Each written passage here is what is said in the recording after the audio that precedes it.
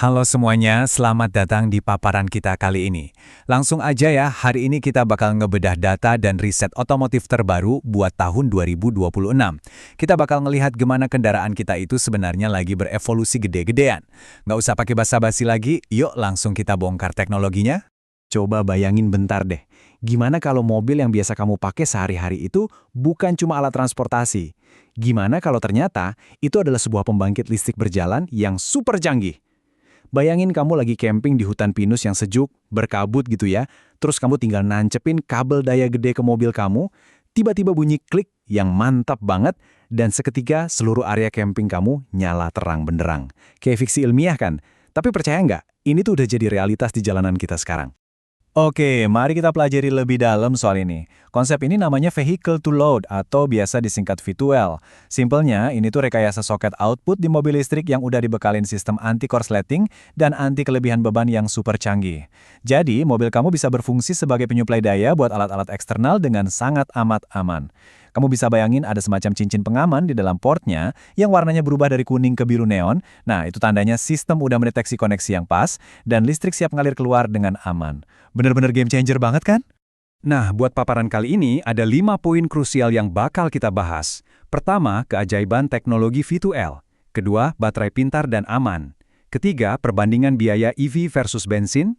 Keempat, infrastruktur SPKLU untuk mudik. Dan terakhir, kelima, masa depan ekosistem EV kita. Kita masuk ke bagian pertama, keajaiban teknologi V2L. Yuk kita bedah gimana sih proses keselamatannya ini bekerja. Ini presisi banget loh. Langkah pertama, koneksi fisiknya bakal terkunci rapat di luar. Lalu di langkah kedua, ada relay keselamatan anti kelebihan beban yang bakal ngebaca arus. Begitu aman, dia bakal bunyi klik. Baru deh di langkah ketiga, aliran daya mulai ngalir dan nyalain perangkat eksternal kamu dengan aman. Jadi V2L ini tuh bukan cuma sekedar ngebalik arah arus listrik ya, tapi ini penyaluran energi yang benar-benar cerdas. Sistem anti-korsletingnya ini ngejamin nol percikan api, apalagi kalau kita lagi di outdoor. Aman banget pokoknya. Secara praktisnya nih, output V2L ini bisa dengan aman ngasih tenaga penuh buat semua kebutuhan glamping kamu. Mau nyalain pemanas air, kompor induksi, atau bahkan proyektor buat nonton film di alam terbuka, semuanya bisa tanpa perlu takut korsleting atau kebakaran. Kayak di model BYD M6 misalnya, fitur ini tuh udah jadi standar keamanan tanpa kompromi. Jadi bukan cuma sekedar aksesoris pelengkap, tapi emang fitur esensial. Lanjut ke bagian 2, baterai pintar dan aman. Coba kita bandingin desain strukturalnya ya. Dulu kan baterai tradisional itu makan tempat banget, gede dan berat. Nah sekarang kita punya inovasi yang namanya blade battery. Desainnya tuh pipih, persis kayak bilah pedang. Ini luar biasa banget karena bisa ngemat ruang kabin sampai 50%. Dan yang paling penting buat iklim tropis kita yang panas ini, desain tanpa modulnya terbukti kebal sama yang namanya thermal runaway. Buat yang belum tahu, ini tuh kondisi di mana suhu baterai naik gak terkendali, yang sering banget jadi penyebab kebakaran. Jadi, benar-benar aman. Makanya pabrikan sekarang tuh udah nyesuaiin baterainya dengan kebutuhan orang Indonesia banget. Ambil contoh BYD M6 lagi, yang nyasar pasar paling gede di kita, MPV 7 penumpang. Mereka ngasih opsi yang pas buat keluarga. Ada varian standar di 55,4 kWh dan varian superior yang kapasitasnya gede banget, 71,8 kWh. Varian yang gede ini bisa ngasih daya jelajah sampai lebih dari 500 km. Coba bayangin, ini ngasih fleksibilitas yang luar biasa banget buat mobilitas keluarga modern zaman sekarang. Oke, sekarang masuk ke bagian ketiga. Perbandingan biaya EV versus bensin. Ini nih yang sering jadi perdebatan. Jadi, poin krusialnya begini, kalau kita hitung total biaya kepemilikan selama 5 tahun, penghematan energinya tuh gila-gilaan. Berdasarkan data simulasi dari MG4 EV, kamu bisa hemat biaya energi murni sampai 46,25 juta rupiah dibandingin pakai mobil bensin biasa. Belum lagi kalau kita ngomongin servis berkala. Karena mobil listrik nggak butuh ganti oli transmisi, filter, atau busi yang ribet-ribet itu, biaya perawatannya terjun bebas, cuma sekitar 8-12 juta rupiah aja. Coba bandingin sama mobil bensin yang bisa nguras kantong sampai 20 atau 30 juta rupiah dalam 5 tahun. Jauh banget kan bedanya? Biar lebih kebayang, kalau dihitung per kilometer, mobil listrik itu cuma ngabisin sekitar 217 sampai 250 rupiah per kilometernya. Nah sekarang coba bandingin nih sama mobil konvensional yang rata-rata butuh 833 rupiah per kilometer. Wah, selisih operasional di tahun 2026 ini bukan sekedar beda tipis lagi, tapi benar-benar sebuah perubahan paradigma efisiensi yang dramatis banget buat dompet kita. Kita masuk ke bagian keempat, Infrastruktur SPKLU untuk mudik. Angka 60.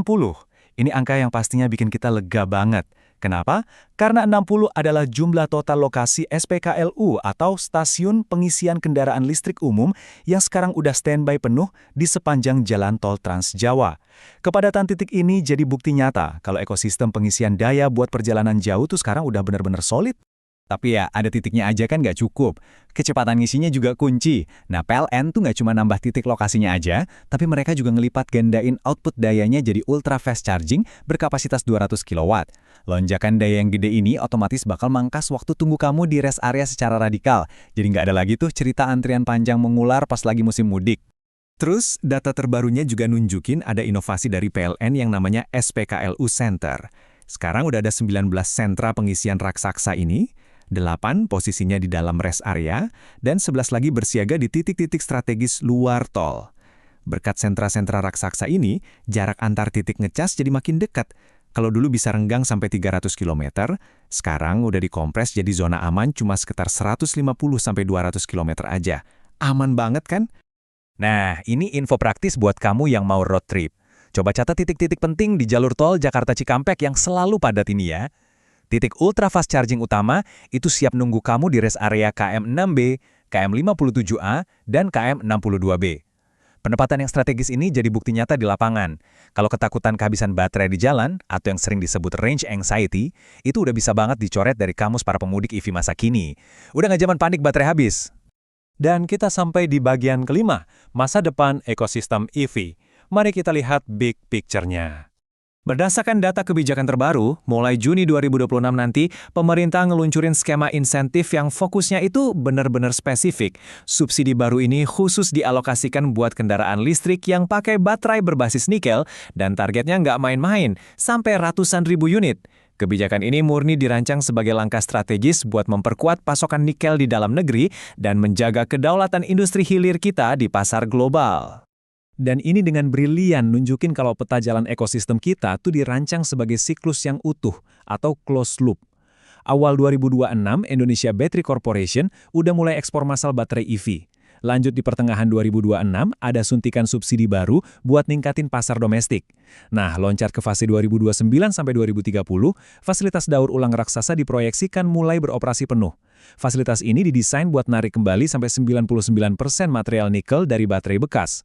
Benar-benar visi end-to-end yang supermasif dan berkelanjutan. Semua pergerakan infrastruktur dan industri ini sebenarnya bisa ditarik kesimpulannya dari pernyataan Direktur Utama PLN. Beliau bilang, industri baterai terintegrasi menjadi elemen kunci dalam membangun sistem kelistrikan yang lebih adaptif dan andal. Ini ngingetin kita semua kalau mobil listrik itu bukan sekedar pengganti mobil bensin biasa ya. Mereka itu pada dasarnya adalah unit penyimpanan energi berjalan yang benar-benar nopang transisi kita menuju masa depan energi yang lebih ramah lingkungan. Jadi, kesimpulannya begini. Sekarang, kamu udah tahu kalau sistem anti-korsleting V12 itu ngebikin semuanya super aman. Penghematan operasionalnya juga udah terbukti nyata secara hitungan, ditambah lagi jaringan ultra fast charging udah tersebar luas di seluruh Nusantara. Nah, pertanyaannya cuma satu. Apakah kamu udah siap buat melangkah dan terhubung dengan mobilitas masa depan? Coba dipikirin deh. Terima kasih banyak ya udah ikut mendalami paparan ini bareng saya. Teruslah kritis, teruslah belajar, dan sampai jumpa di analisis mendalam kita berikutnya.